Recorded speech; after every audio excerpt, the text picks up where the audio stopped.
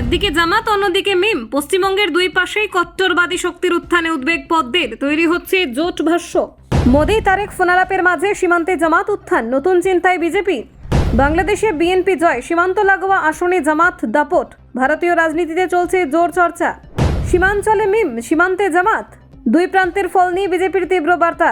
দেখুন, বাংলাদেশের ত্রয়োদশ জাতীয় সংসদ নির্বাচনের ফল প্রকাশের পর সামগ্রিক পরিস্থিতি নিয়ে সন্তোষ প্রকাশ করেছে বিজেপি এবং কেন্দ্রীয় সরকার।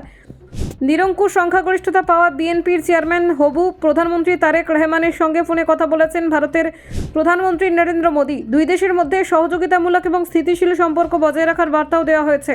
কূটনৈতিক মহলে এই যোগাযোগকে ভবিষ্যৎ ভারত বাংলাদেশ সম্পর্কের দিক থেকে তাৎপর্যপূর্ণ বলেই মনে করা হচ্ছে। তবে ইতিবাচক বার্তার পাশাপাশি সীমান্ত রাজনীতি নিয়ে সরব হয়েছে বিজেপি। পশ্চিমবঙ্গে সীমান্ত লাগোয়া বাংলাদেশে বহু আসনে কট্টরপন্থী দল বাংলাদেশ জামায়াতে ইসলামীর উত্থানকে বিশেষভাবে তুলে ধরা হচ্ছে।